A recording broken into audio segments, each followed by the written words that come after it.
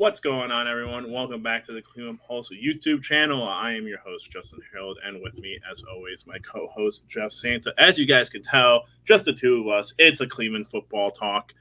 Don't even really want to refer to their names or any of them specifically, but Nope.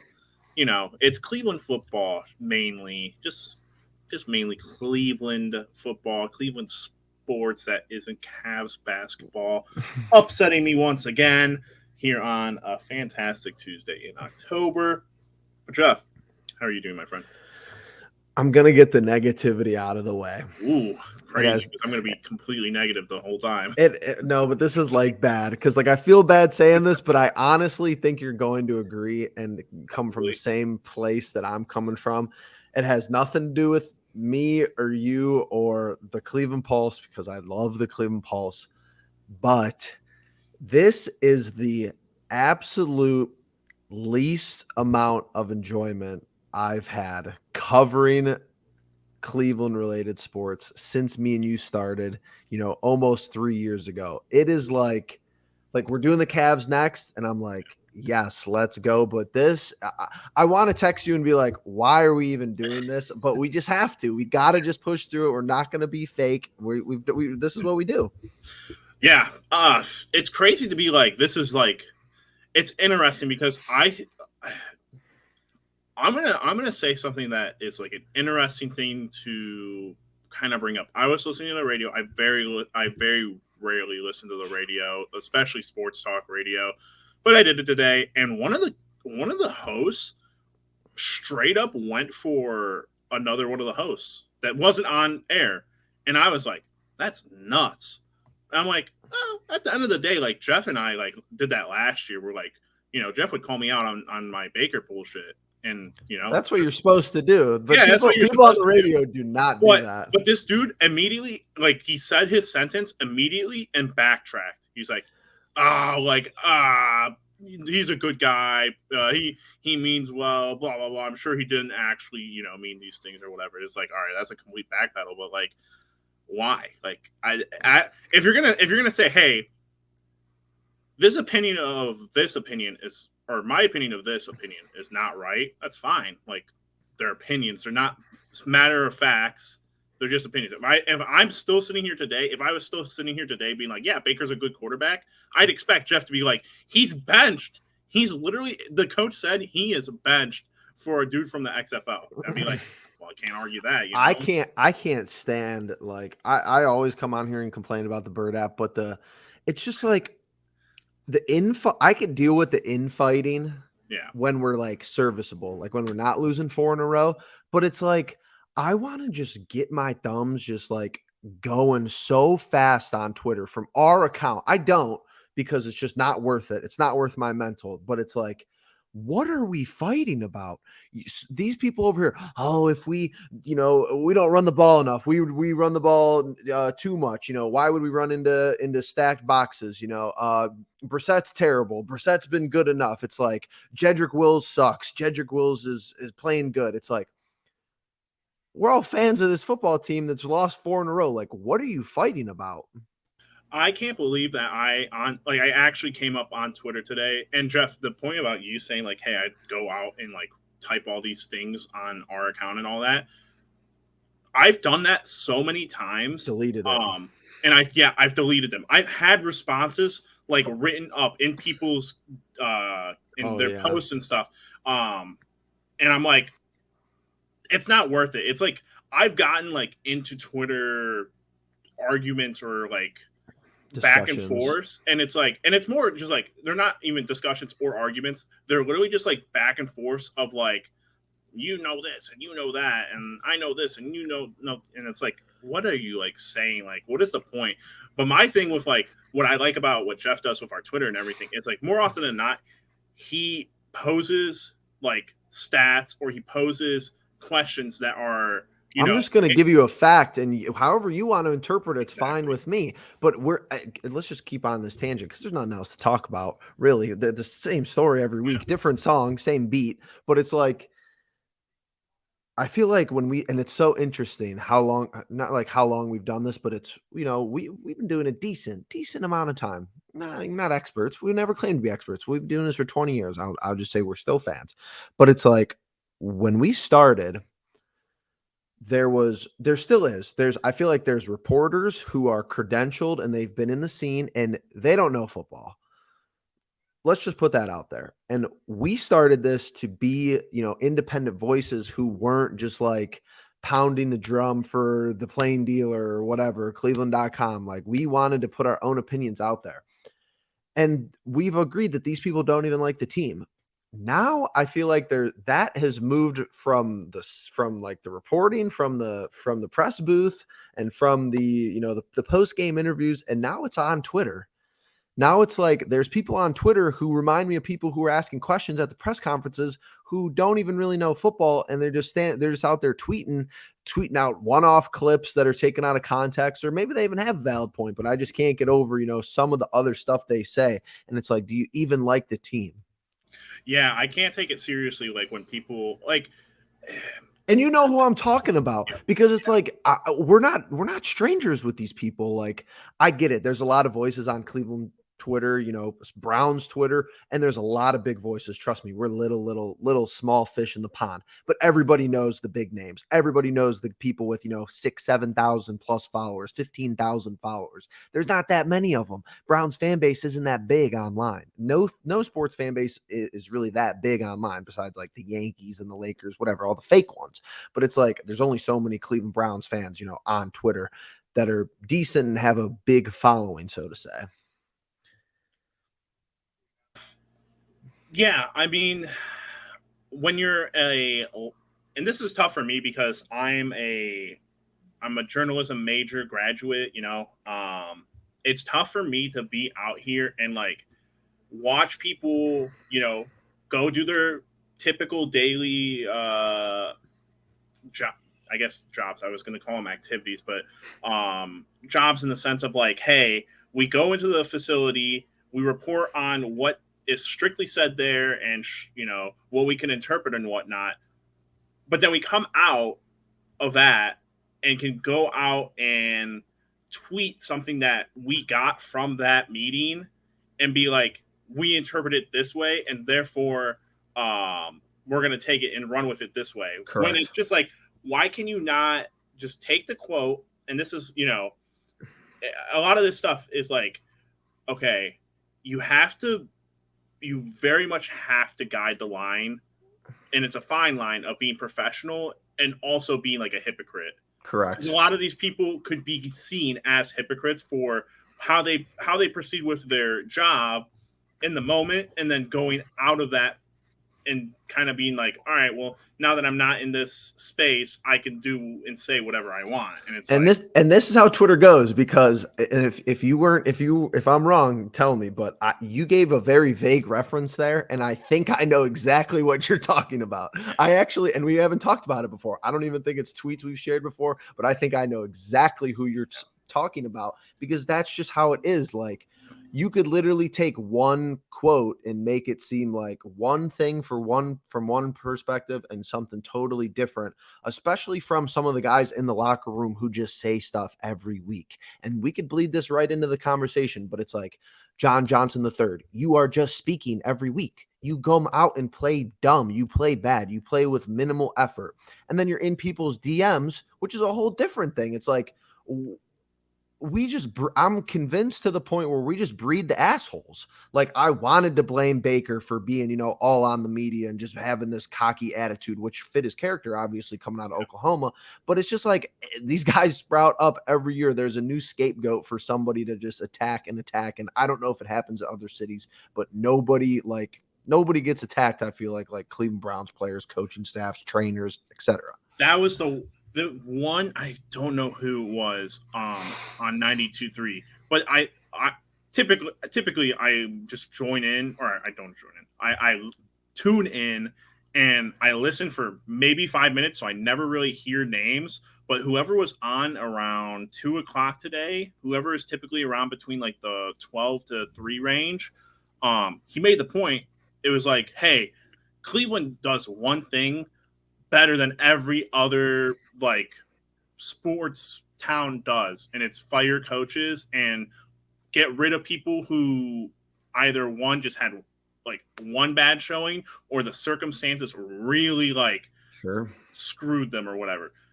Taking the instance this year with Kevin Stefanski, I think he's, unfortunately, he's viewed under a very poor light right now because at the end of the day, he's kind of done what Frank Reich has done in Indianapolis, where he's managed average to decent, average quarterbacks to play to a standard that is above what they have been doing. Mm-hmm. And yet now, like, granted, Jacoby played very poorly in the first game, but was able to get us into field goal position.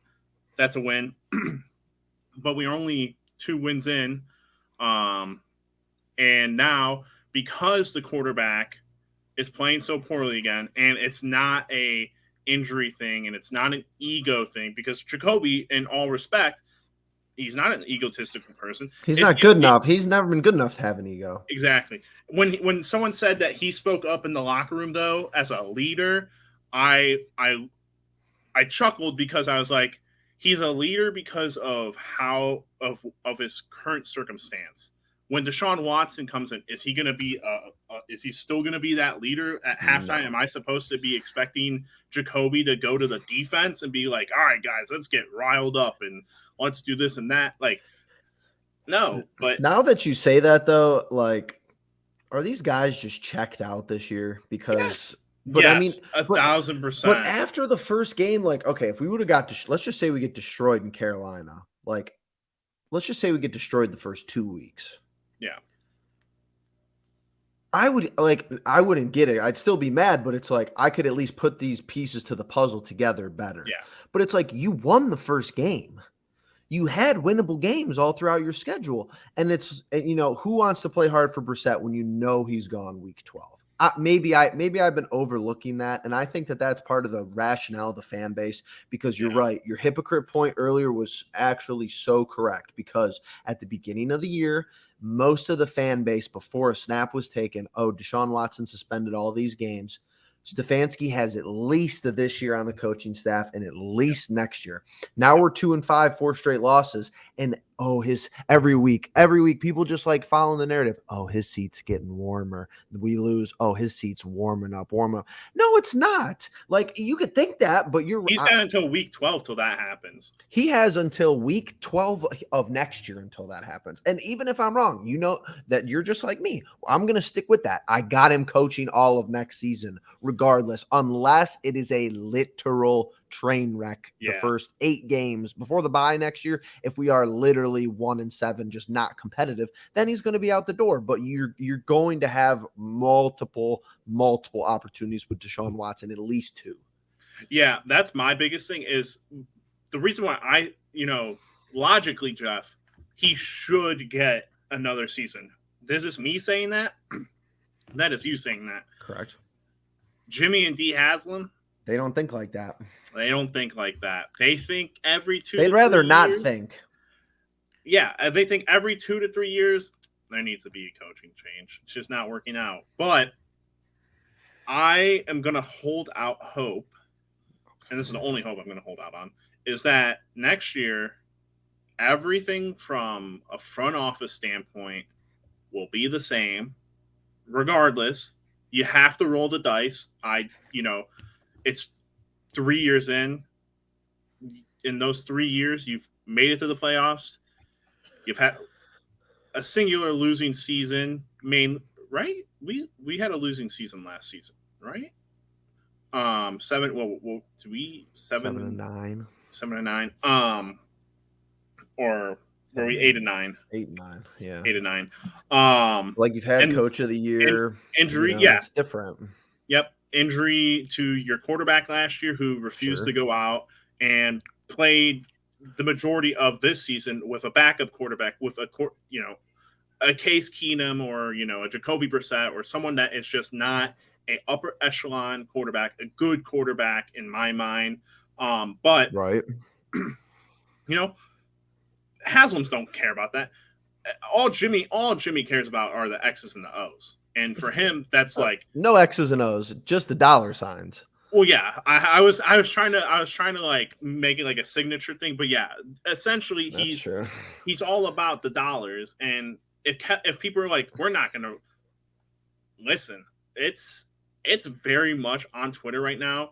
For me, from what I've seen, people just going like, I've already refunded my season tickets for next year. I was like, Good. I didn't know that was a thing that you could do, but okay, but that's crazy because I just don't know that I can like get on that vibe yet. I've never, this is the most, like you said, this is the most down we've been on Browns football in a long, long, long ever. And I'm still not like off the train, I'm here. I'm always going to be here. Right. But like the people who consistently go, I've been watching them for 74 years. I can't take this no more. 50 years, can't take this no more. 25 years, can't take it. Dude, just do what everybody else does and find another like team in the city to watch for Just stop that thinking about season. them. I literally have not even thought about them since the game ended on Sunday. I have not. I don't even know what to talk about because I'm going to be honest with you. My ass works on Sundays. I catch about maybe the second half because it's just how it goes. And like, I don't even know what happened in that game. I know we So lost. unfortunate for you. I understand. Like, no, I'm just saying, like, I'll watch the highlights. I'll watch the second half of the game, but it's like my brain can't process this team. It just can't at this point in time. And I just don't know at the end of the day and I think if you had the conspiracy that, let's just say, the Haslams were all over the Watson, mojo, and Andrew Berry really just didn't have anything to do with it. I just don't know if the contract that we gave Watson adds up to how Andrew Berry likes to general manage. Because at this point, it's just like, what are you doing? What are you waiting for? Go out and just trade everybody. If it doesn't work, what does it matter if it doesn't work with Watson or, if you give up more draft picks? You're going to be in a rebuild anyway. Let's just say it doesn't work. Let's just say he sucks, which is very unlikely. I think it's unlikely that he truly sucks. Is it really likely that he's going to be like elite top 2? 5 again? Probably. It's like it's not the highest percent chance possibility, but it's like, what are you doing? Deion Jones? That's like your star thing. Like, it's week 8. Trades are happening. Go get a D tackle. Go add a wide receiver. Trade away these guys that are going to be gone. Yeah, Like, John Johnson is going to be like Austin Hooper of this year. Basically, they're going to cut him. They're going to June 1st or whatever the hell they call that, designate him. They'll trade him back to the Rams. Win a Super Bowl. Just like they did with what's his name? Troy Hill. Troy. Oh, that'd be comical. That would be pretty comical. I mean, but then we like Troy Hill. I think Troy Hill's having a good year. I think I watched. As soon as you leave our organization, you're the best. Yeah, I feel like.